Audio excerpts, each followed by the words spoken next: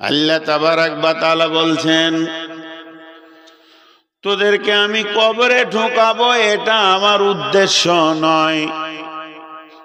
আল্লাহ বলছেন, মিন আইয়িন খালাকাহু মিন নুতফাতিন খালাকাহু ফাকাদ্দারা সুম্মা সাবিলা ইয়াসসারা সুম্মা আমাতাহু ফাআকবারা।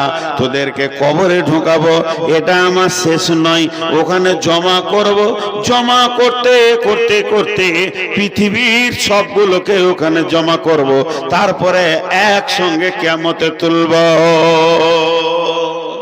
दुनिया जाने का जगह है। अगर दुनिया रहने के लिए होता तो हजरत आदम को भी मिल जाता, आखिरी नबी को भी मिल जाता, सब चला गया। যে জায়গায় আমরা বসে আছি কাউকে রাখেনি, কাউকে রাখবে না। কাউকে রাখেনি, কাউকে রাখবে না। দুনিয়ার ব্যাপারে নবীজি অনেক কথা বলেছেন, আল্লাহ অনেক কথা বলেছেন, বড় বড় দার্শনিকরা অনেক কথা বলেছেন, বড় বড় কবিরা বলেছেন, গায়করা বলেছেন, নন মুসলিম গায়করা বলেছেন দুনিয়া থাকার জায়গা নয়। বড় বড় সাহিত্যিকরা বলেছেন দুনিয়া ধোঁকার জায়গা। তারপরও আমরা দুনিয়ার পাগল। শেখ সাদি একটা কথা বলছেন, जहां आए बिरादर नुमानत बकर दिल अंदर जहां फरी बंदोबस्त मकुंता के एबर उम्र के दुनिया पुस्त के बेसियर का सेच तू परवरदा कोस्त चुहंगे रफ्तान कोना जाने पाक চেবার তখতে মুরদানে চেবার রুয়ে খা। চলে গেল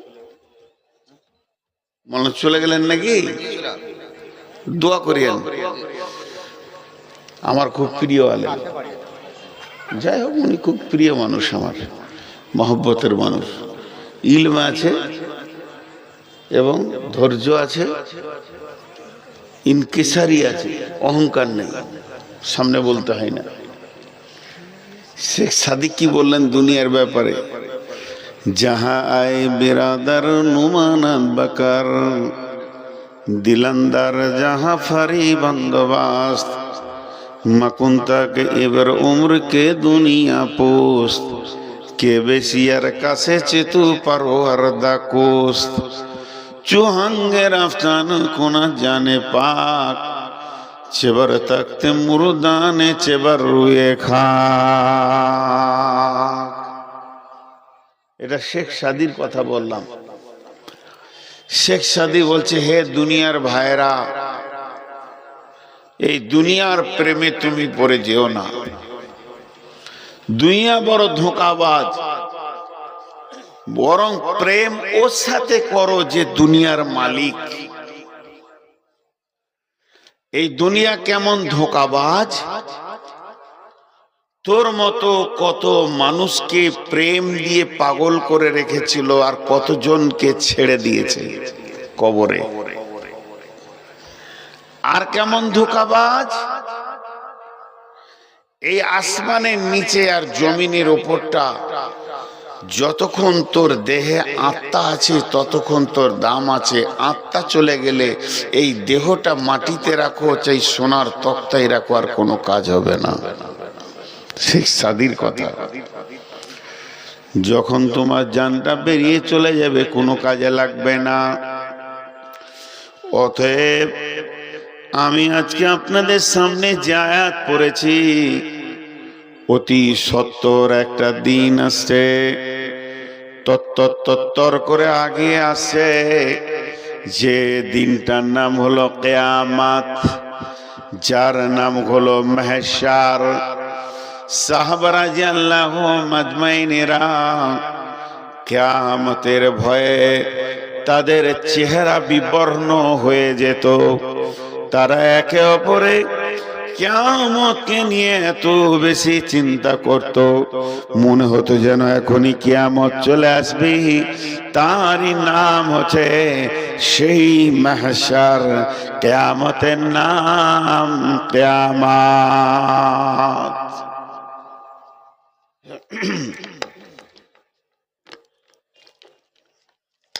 10টা মিনিট চেয়ে নিয়েছি, তারপরে চলে যাবেন। অতি সত্তর চলে আসছে তত্তর করে আমাদের কাছে। হযরত উমর বিখ্যাত সাহাবী, শুধু তাই নয়, উমরের ডিগ্রি বিশ্বনবী দিচ্ছেন, লাউ কানা বাদি নবিয়ান কানা লাহু উমর, আমার পরে যদি কেউ নবী হতো তো সেটা উমর হতো। তাহলে উমর কত দামি, কত উঁচু পর্যায়ের লোক। বিশ্ব নবী বলছেন আমার পরে যদি কেউ নবী হতো সেই উমর হতো। একদিন সেই উমর, এত দামি ব্যক্তিটা, সাহাবীদেরকে নিয়ে, তিনি খলিফা আছেন, নবীজি পৃথিবী থেকে চলে গেছেন, আবু বকর চলে গেছেন, হযরত উমর রানিং খলিফা, মুসলিম জাহানের খলিফা, আমিরুল মুমিনিন হযরত উমর সাহাবা রাদিয়াল্লাহু আজমাইনদেরকে নিয়ে মরুভূমির প্রান্তে সফর করছে। আর গভীর আঁধার রাত, সেই ঘোড়া খচ্চর উটের ওপরে চেপে সমস্ত লোকগুলিকে নিয়ে মরুভূমি পাহাড় ফেরে, তার ভিতরে সফর চলছে।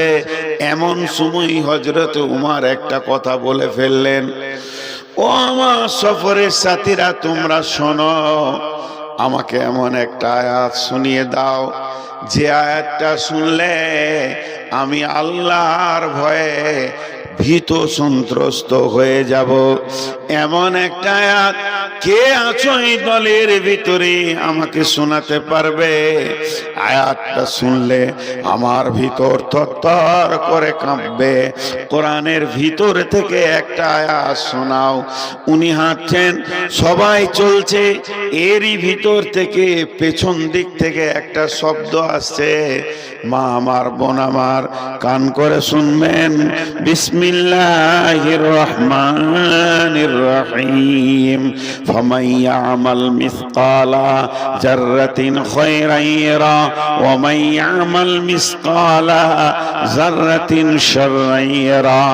এই আয়াতের মানে হচ্ছে যে এমন একটা দিন তোমার দিকে এগিয়ে আসছে, যেদিন তুমি এতটুকু ভালো করো, এক জাররা পরিমাণ, একটা সরষে দানার পরিমাণ যদি নেকি করো, এক সরষে দানা পরিমাণ যদি গুনাহ করো, ওটা গোপন থাকবে না, বহির প্রকাশ হয়ে যাবে।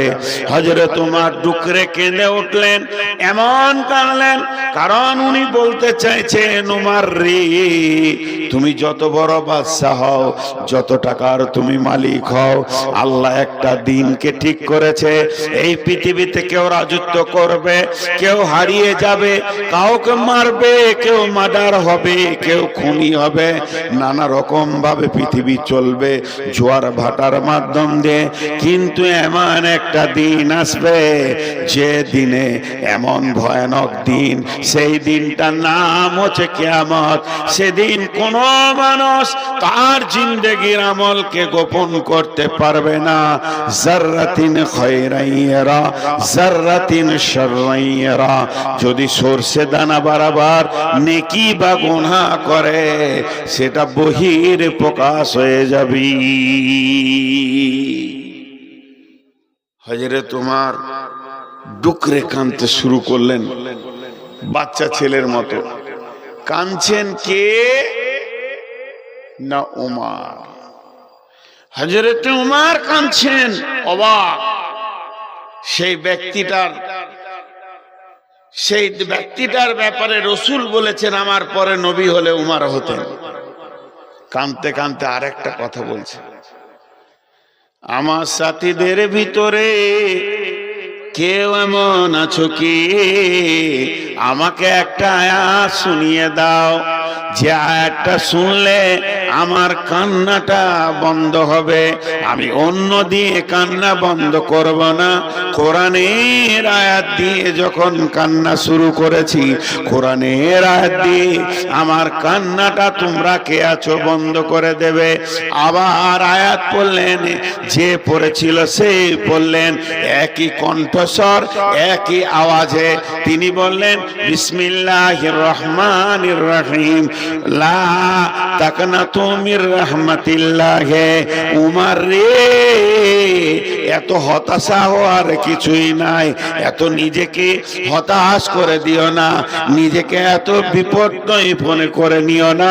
জেনে নাও আল্লাহ বড় মেহেরবান। লা তাকনাতু মির রাহমাতিল্লাহ। উমরের কান্নাটা বন্ধ হলো। বন্ধ হয়ে জিজ্ঞেস করছে, আয়াত কে পড়লে গো? দুটি আয়াত একই কণ্ঠস্বরে পড়েছ। উমর নিজে বলছে, তুমি আব্দুল্লাহ ইবনে মাসউদ নাকি? আয়াতগুলো পড়েছিল আব্দুল্লাহ ইবনে মাসউদ। আব্দুল্লাহ ইবনে মাসউদ করুণ সুরে বলছেন, আমিরুল মুমিনিন, আমি হতভাগা আব্দুল্লাহ ইবনে মাসউদ আয়াত দুটো পড়েছি। চিন্তাটা কি? চিন্তাটা কি? তাদের চিন্তা ছিল কিয়ামত সম্পর্কে। কিয়ামত সম্পর্কে একটা ঘটনা আপনাদেরকে শোনাই, তারপরে আমি আয়াতে চলে যাব। ইহুদি, এই যে ইসরায়েলে রয়েছে, এরা ইহুদি, কষ্ট দিচ্ছে ফিলিস্তিনিদেরকে। এই ইহুদিরা হচ্ছে ইসলামের জানি দুশ্মন, সব দিনই এরা দুশ্মন। রাসূলুল্লাহ সাল্লামের জামানাতে ছিল, সে জীবনেও দুশ্মন, আজও দুশ্মন, যতদিন বেঁচে থাকবে এরা ইসলামের দুশ্মন। আর এরা বিশ্ব নবীকে উল্টা পাল্টা, ছোট বড় উল্টা পাল্টা প্রশ্ন করে খালি প্রমাণ করতে চাইতো এই নবী নাই। একটা ইহুদিদের আলেম যা আল হিবর, ইহুদিদের আলেম আসলো, ফাসালা রাসূলুল্লাহ সাল্লাল্লাহু আলাইহি ওয়াসাল্লাম। এই আলেমটা এসে বিশ্ব নবীকে প্রশ্ন করলেন। কি প্রশ্ন করলেন? হাল তাদরি কদরুল্লাহ,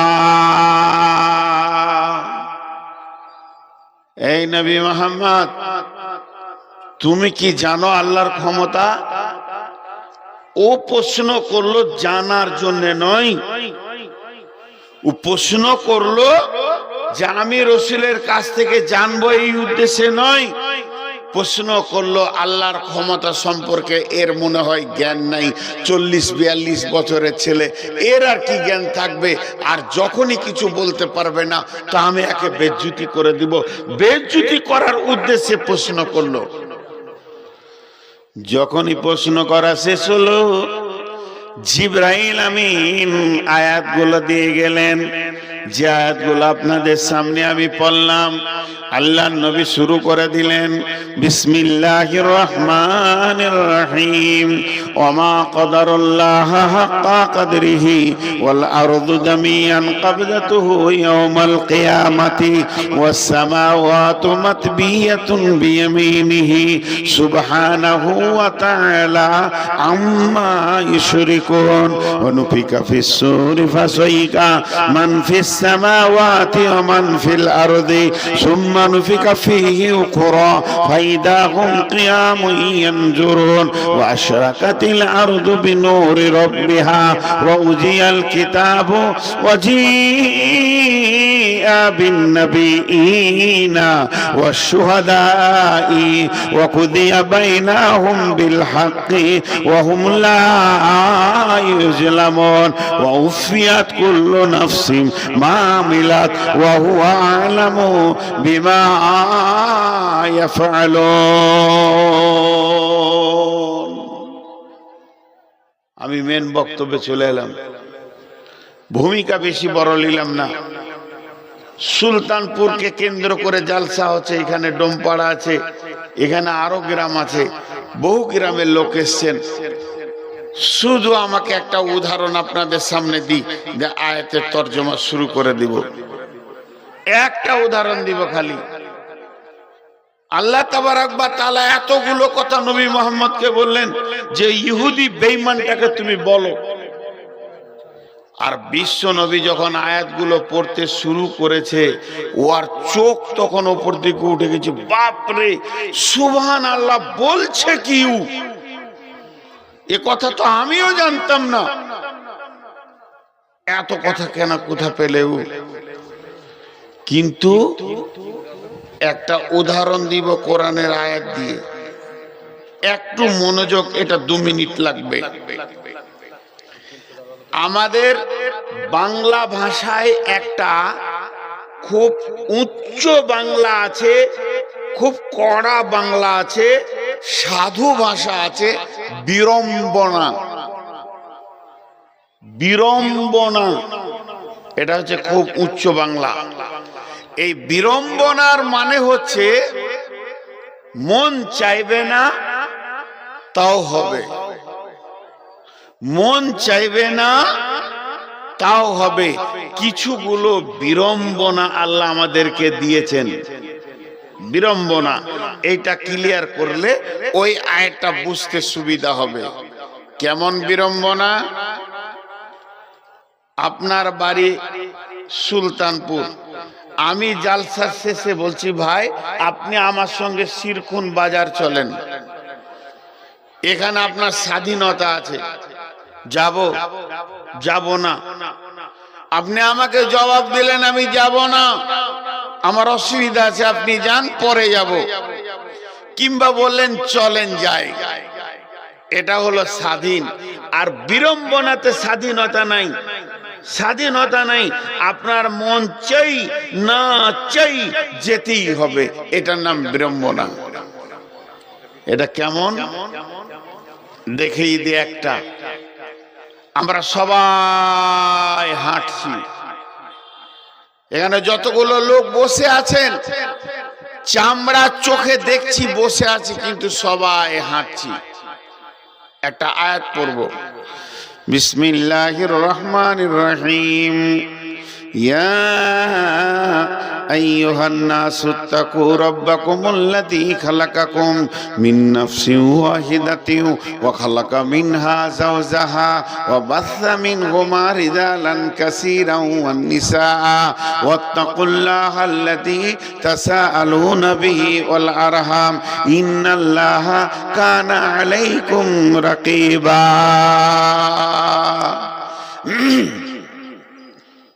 আল্লাহ তাবারক ওয়া তাআলা বলছেন, এই মানুষ নামে প্রাণীটাকে আমি একটা বানালাম জান্নাতের ভিতরে। যেটাকে বানালাম সেটা মহিলা ছিল না, পুরুষ ছিল। ওর ভিতর থেকে ওর বিবিকে বানালাম। আর এই দুটাকে বানিয়ে আমি একটা মেশিন তৈরি করে নিলাম। এই মেশিনটাতে কি হয়, পৃথিবীতে মানুষ তৈরি হতে থাকে। তাহলে এরা স্বামী স্ত্রী জান্নাতে এক জায়গা হলো, এদেরকে আবার পৃথিবীতে পাঠিয়ে দিলাম। তারপরে এরা এমন মেশিন চালু হলো পৃথিবীতে রিজালান কাসীরান ওয়ান নিসা। আমি প্রথম বানিয়েছি দুটা থেকে হয়েছে 20টা, 20টা থেকে হয়েছে 100টা। এরপরে আরবের মাটিতে আর নাই, ছড়াতে ছড়াতে ছড়াতে ছড়াতে সারা পৃথিবী মানুষে ভর্তি হয়ে গেছে। এদের 2টা ক্যাটালগ রয়েছে, একটা হলো মেয়ে মানুষ আর একটা হলো পুরুষ মানুষ। এই 2 মানুষের মেশিন এখনো চালু আছে, আর এদের চালু আছে বলে এটা হতে রয়েছে। কিন্তু তোরা যতই মেশিন চালা আর যত প্রোডাকশন দিবি দে না কেন, আজকের পৃথিবীর বুকে গণনায় বলছে 850 কোটি মানুষ বিচরণ করছে। আর কতগুলো কবরে চলে গেছে, কতগুলো আসবে। কিন্তু আল্লাহ বলছেন এই বিচরণের ভিতরে আমার মনকে ভালো লেগেছে, কিন্তু শুনেলে একটা বিড়ম্বনা আছে। তোদেরকে আমি একটা পথে হাঁটাচ্ছি, তোদের প্রত্যেকটা মানুষকে, সেই মানুষের ভিতরে পুরুষ হতে পারে, মানুষের ভিতরে নারী হতে পারে, মানুষের ভিতরে চাকরিজীবী হতে পারে, মানুষের ভিতরে শ্রমজীবী হতে পারে, লেবার কুলি ড্রাইভার হতে পারে, সুতোর মেতর নাপিত হতে পারে, শিশু বৃদ্ধ হতে পারে, আর ধর্ম টাকাওয়ালা হবে, গরিব হবে, যত শ্রেণীর মানুষ আছে একটা রাস্তাতে হাঁটাচ্ছে। ওই রাস্তাটার নামটা তোরা খুঁজে পেলি না, কিন্তু তোরা প্রতিনিয়ত হাঁটতে রয়েছে।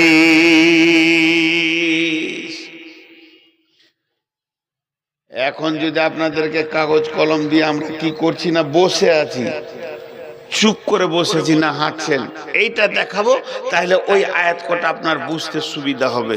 বিড়ম্বনাটা আগে ক্লিয়ার করেলেন, হাঁটছি কেমন করে। একটা উদাহরণ দিই, এই যে খুঁটিগুলো আপনারা দিয়েছেন, মন দিয়ে শুনবেন, ওই দিকে দেখেন ওই নেট, লাইলনের নেট দিয়ে জমিটাকে ঘেরেছে ওর ফসলকে রাখার লেগে। এইরকম নেট যদি গোটা স্টেজটা দেওয়া হতো আর চারিদিক থেকে সিলিয়ে সিলিয়ে সিলিয়ে সিলিয়ে টান করে দেয়া হতো, তো নেটটা দেখতে বড় সুন্দর লাগতো। ধ্যান দিয়ে শুনলেন আমার উদাহরণে গোটা আয়াতটা ঢুকে যাবে, একটা উদাহরণে একটা আয়াত ঢুকবে। এবার নেটটাকে যখন টান করে বেঁধে দিলেন তো দেখতে ভালো লাগছে। এই ভালো লাগার ওপরে যদি আপনি সাইকেলের বল বা গুলি, যে লোহার বলগুলো থাকে সাইকেলে বেয়ারিংয়ে থাকে, এই বল অসংখ্য নিয়ে সে নেটের উপরে দিয়ে দেন, নেটটা দেখতে ভালো লাগবে। উপর থেকে লাইট দেন, আরো ভালো লাগবে। কিন্তু নেটের মধ্যখানে, ধ্যান দিয়ে শুনবেন, ধ্যান সরে গেলে বুঝতে পারবেন না, নেটের মধ্যখানে নিচের দিক থেকে চিমটি দিয়ে একটা ইটকে ঝুলিয়ে দিলেন, ওখানটা ঢাল হয়ে গেল, ওখানে একটা ফুটো করে দেন। যখনই ফুটোটা আপনি করে দেবেন, এই বলগুলো যে যেখানেই আছে ওই দিকে দৌড়বে, ওই ঢালের দিকে দৌড়বে।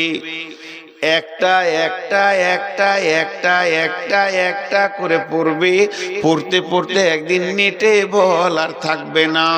আল্লাহ এই পৃথিবীর চরাচরটাকে সাজিয়েছেন পাহাড় পর্বত নদী খাল বিল জঙ্গল সবুজ ঘাস দিয়ে, মরুভূমি দিয়ে সাজিয়েছেন। আর এই নেটের ওপরে আমাদের মতো মানুষগুলোকে রেখে দিয়েছে, নারী পুরুষ।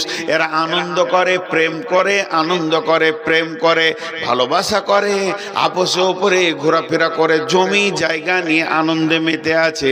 কিন্তু একটা ফুটা বানিয়েছে, একটা খাল বানিয়েছে, ওই খালটার নাম হলো কবর। প্রতিদিন কবর যেন এই মানুষগুলোকে টানতে আছে। একটা দুটা ঢুকছে, আমরা ওই রাস্তায় সবাই হাঁটছি। আমিও বর্ধমানে হাঁটছি তো কবরের রাস্তায় হাঁটছি, আপনিও সুলতানপুরে হাঁটছেন তো কবরের রাস্তায় হাঁটছেন। আপনার জটা পা, একটা ছোট্ট অঙ্ক বললে বাচ্চা ছেলেতে বুঝে নেবে। আপনার নসিবে লেখা আছে, এরে শাহজাহান, এরে জমিরুল, তুই পৃথিবীতে 1,00,000 কদম হাঁটবি। ওর কপালে লিখে দিয়েছে আল্লাহ, তুই পৃথিবীতে 1,00,000 কদম হাঁটবি। তো ও শ্বশুর বাড়ি গেছে, এখান থেকে হেঁটে 1 কিলোমিটার দূরে, তো জটা পা ফেলছে, কবরের 1,00,000 থেকে মাইনাস হচ্ছে। ও 200 পা 500 পা ফেলে শ্বশুর বাড়ি গেল, 500 পা ফেলে আবার শ্বশুর বাড়ি থেকে এলো, 1000 চলে গেল, তখন 1,00,000টা 99,999 হয়ে গেল, 99,000 হয়ে গেল, লাখ পাটা 99,000। আমার নসিবে লেখা আছে তুই জীবনে ক পা হাঁটবি। এখন আমি আপনাদের মসজিদ থেকে স্টেজে এসেছি, আমাকে যদি 1000 লোক জিজ্ঞেস করে কোথায় চলেন, তো বলবো স্টেজে। কোথায় চললেন তুই? স্টেজে। কোথায় চললেন তুই? স্টেজে। ফোনে যদি কেউ জিজ্ঞেস করে কি করছিস রে ভাই, বলে মসজিদ থেকে স্টেজে গেছি। কিন্তু আল্লাহর অঙ্কে বলছে তোর কদম কমছে, তুই কবরের দিকে গেছিস।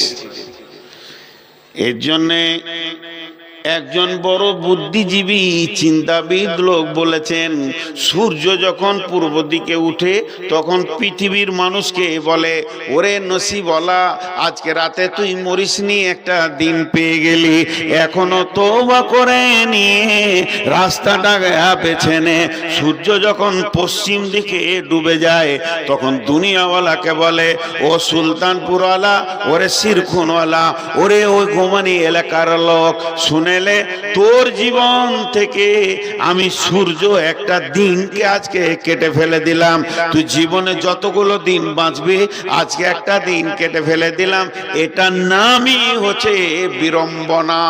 আপনি মানেন চাই না মানেন, আপনার মন চাই চাই না চাই, আমরা প্রত্যেকেই কবরের দিকে আগাতে রয়েছি। নূর মোহাম্মদ এখানে এসেছে সুলতানপুর, আর একবার ডোমপাড়া এসেছি, এই এলাকায় এসেছি। আজ থেকে 20 বছর আগে নূর মোহাম্মদের সঙ্গে মেল হচ্ছে। একটা সাদা ছিল না, সব কালো। মাইক পেলে মনে করতাম নিজেকে হিরো, তোল পার করে দিব। এখন মাইক পেলে টেনশন হয় কতক্ষণে শেষ হবে, কারণ বয়স আর লিখে না, কবরের দিকে টান মারছে। কবর নামে যে আমাকে ধরেছে, ওই দিকে আমরা সবাই হাঁটছি একটা রাস্তায়। নিজে নিজে চিন্তা করেন, দাঁতগুলো যতগুলো ছিল ওগুলো আর নাই। চোখে বিনা চশমাতে 14 বছর মাদ্রাসায় ভ্যানের ভ্যানের করে পড়েছি, এখন চশমা ছাড়া একটা আয়াত দেখতে পেছি না। তার মানে কাজ হয়ে গেছে, কাজ হয়ে গেছে, রাস্তা কাছিয়ে গেছে। এটার নাম বিড়ম্বনা। এরপর আল্লাহর যে আয়াত আপনাদের সামনে পড়েছি, শেখ সাদী বলছেন, তোমার মন চাই চা না চাই একদিন দুনিয়া তোমাকে ছাড়তে হবে।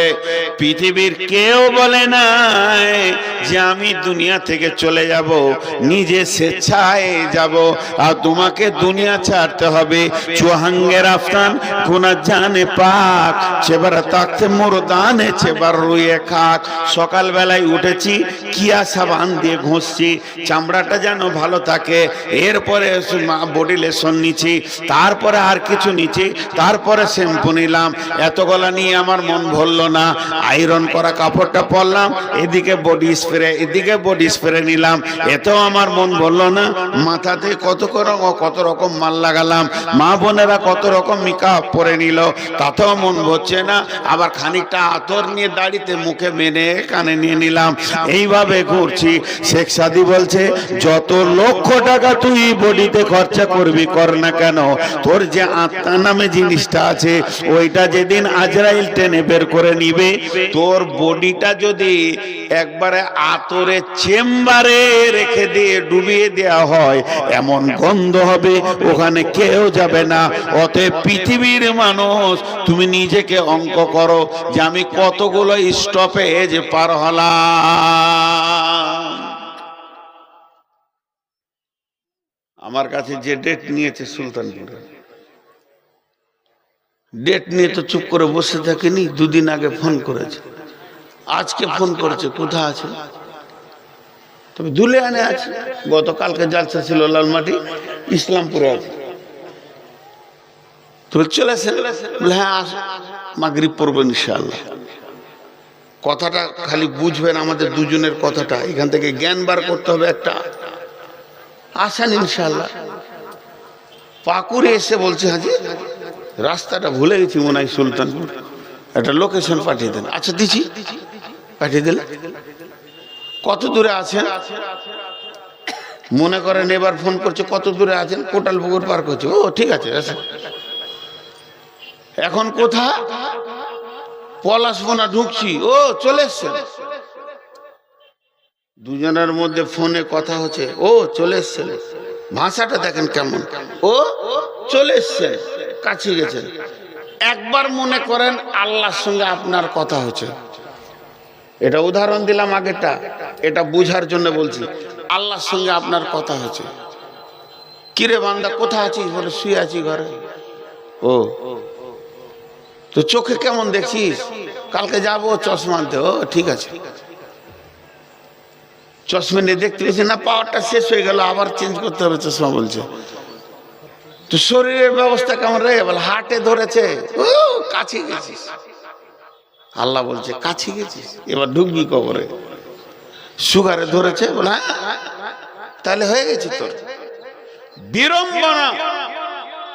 পৃথিবীর কোন মানুষ চায় না যে আমার চুলগুলো সাদা হোক। এমন কিছু লোক আছে ওর সব পেকে গেছে, কালো কলপ লাগিয়েছে, এমন কালো লাগিয়েছে মনে হচ্ছে যেন 12 বছরের বাছুর।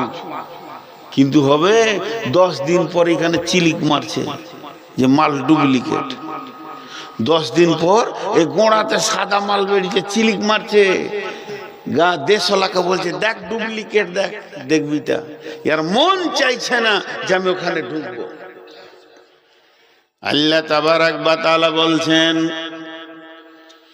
তোদেরকে আমি কবরে ঢোকাবো, এটা আমার উদ্দেশ্য নয়।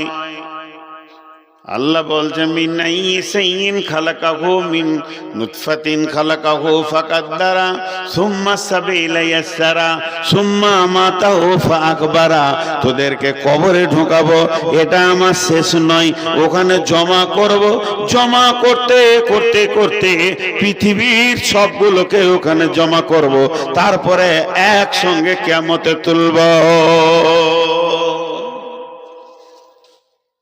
আমি হজের ট্রাভেলসের কাজ করি, হজ উমরায় লোক আমার সঙ্গে যায়। যখন গাদা লোক হয়ে যায় কি করি, ওদেরকে কলকাতা ঠিকানা দিই না। 2 বছর 3 বছর করেছি।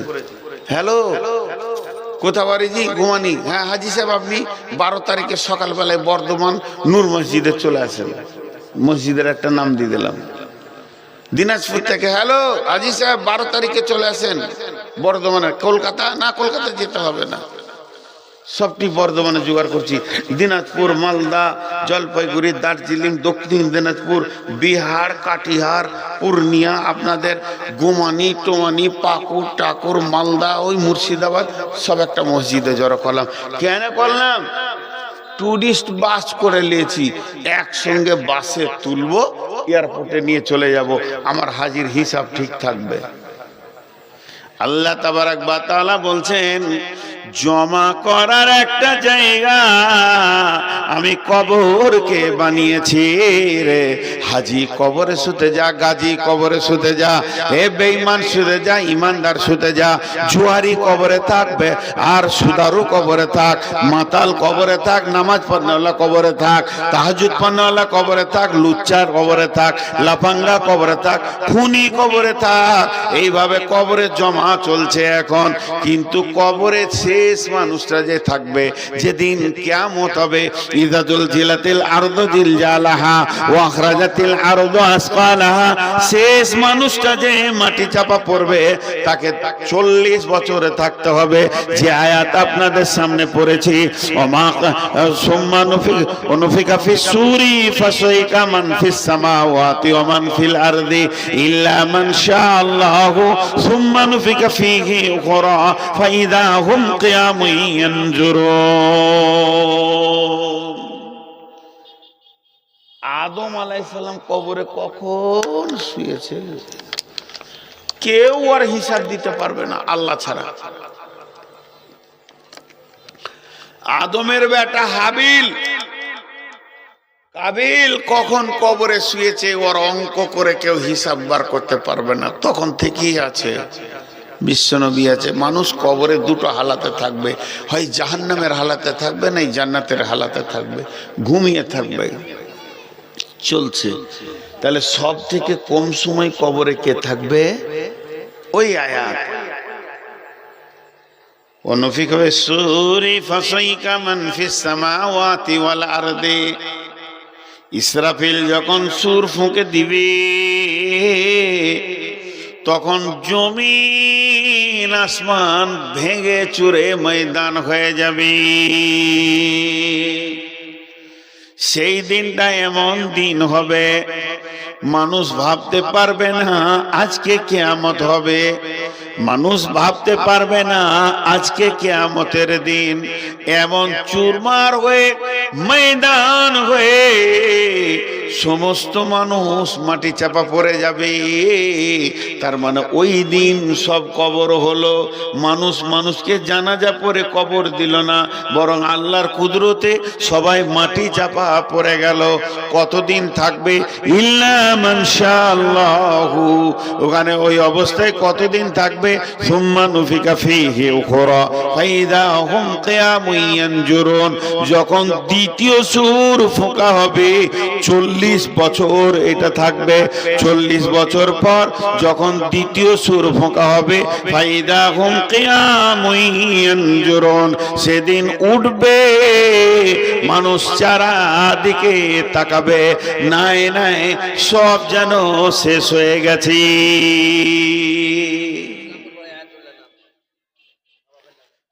ইয়াউমা তারজুফুর রাজিফা তাতবাউহার রাদিফা।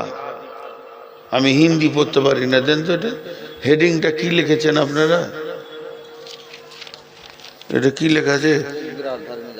এ না, এটা এটা সুকিয়া, তারপরে জামে মসজিদ কি জমিন, হ্যাঁ মসজিদের জন্য। ঠিক আছে, হিন্দি পড়তে পারি না ভাই, শিখবো, প্রাইমারি স্কুলে ঢুকবো এবার। তো ইয়াউমা তারজুফুর রাজিফা তাতবাউহার রাদিফা, একটা সুর ফোঁকার পর দ্বিতীয় সুরটা ফুঁকতে 40 বছর লাগবে। ওই মাটি চাপা থাকবে 40 বছর। সে আদম প্রথম ঢুকেছে, হাবিল কাবিল, আর ই শেষে ঢুকলো। এবার সুর ফুঁকবে, তখন উঠবে। আমরা সুর ফুঁকে উঠবে ওই জায়গার দিকে যাচ্ছি সবাই। এটা আমার শেষ কথা বক্তব্যের। একজনও উঠে বলতে পারবেন না আমি যাইনি, আমি সুলতানপুরে বসে আছি। সবাই যাচ্ছি। আল্লাহ চ্যালেঞ্জ দিয়েছেন, তুই হিরো হো চাই মাস্তান হো, তোকে হাজির করব। তুই কি ভেবেছিস বল নিজেকে? তোর কত হিম্মত আছে যা আমাকে না শুনিয়ে, আমার কথা না শুনে চলে যাচ্ছিস? তোর থেকে তোর খালু সব থেকে বড় মাস্তান ছিল, ফেরাউন তাকে তাবা করেছি, নমরুদ হামানকে তাবা করেছি, তুই আমার কাছে কি আছিস? তারা সেই যুগে বলতো ক্বালু তিলকা ইদান কাররাতুন খাসিরা আইদা কুন্না ইদা মান নাখিরা ক্বালু তিলকা ইদান কাররাতুন খাসিরা। এখনকার যারা মুমিন, এখনকার যারা নামাজি, এখনকার যারা মুমিন, এখনকার যারা নামাজি, তারা 1 মিনিট আপোষে কিয়ামতের কথা চিন্তা করে না। আর সেই যুগের যারা কাফের বেঈমান ছিল, তারা বলতো হাড্ডিগুলো মাটিতে পচে যাবে, মাংসগুলো মাটিতে শেষ হয়ে যাবে, এরপরেও কি আল্লাহ জীবিত করবে? তা যদি জীবিত করে সেটা বড় খাসারা হবে, বড় বিপদের কথা শুনলাম। কলু কলু ইদা মান নাকিরা, আবার জীবিত যখন করবে তিলকা ইদান কাররাতুন খাসিরা, এরপরে যদি জীবিত করে এর মতো বিপদের কথা আর ভাবতে পারছি না। আমি লুচ্চামি করলাম, আমি ডাকাতি করলাম, আমি 2-4টা মার্ডার করে দিলাম, খুন করে দিলাম, লাশ বইয়ে দিলাম, আর যত পারলাম নারীকে ভোগ করলাম, লোকের মালকে লুটে নিলাম। আমার মাথায় ধারণা আছে মাটি হয়ে যাব, পচে যাব, হাড্ডি শুদ্ধ মিশে যাবে। এই ধারণাটা পাল্টানোর জন্যে যখন আল্লাহ বললেন কলো তিলকা ইদান কাররাতুন খাসিরা, ওরা বলল আইদা কুন্না ইদা মান নাখিরা, তাহলে কি পচে যাওয়ার পর আবার উঠতে হবে কি? যদি তাই হয়, যদি তাই হয় আবার উঠতে হবে, তাহলে তো বড় বিপদের কথা শুনছি, বড় বিপদের কথা শুনছি।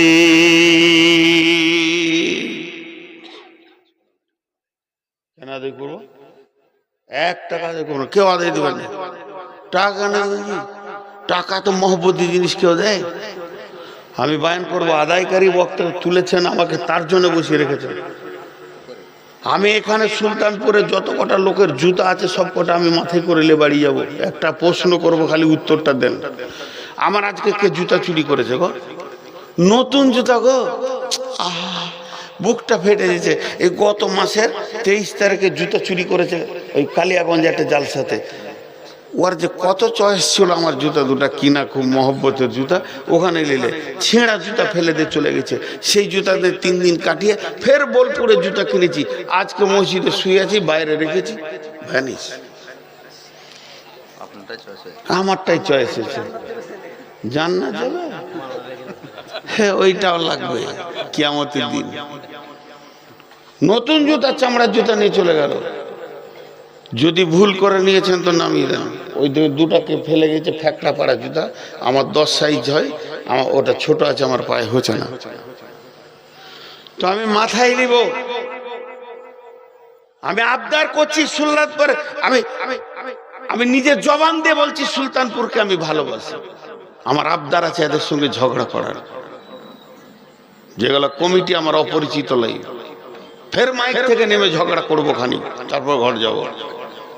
পানি খেয়ে লাগবো এদের সাথে। এদেরকে আমি ভালোবাসি, আমি আবদার করে বলছি। বলেন আমার আগের বক্তা কি বিষয়ে বয়ান করেছে? কেন আমাকে যদি 10টা থেকে 12 বা 9টা থেকে 11টা দিতেন, কালেকশন আমি করতে পারতাম না? বিষয়টা বলেন, কি বিষয় ছিল? এখন কালেকশন করব না, যেমন যাবে তাই করব।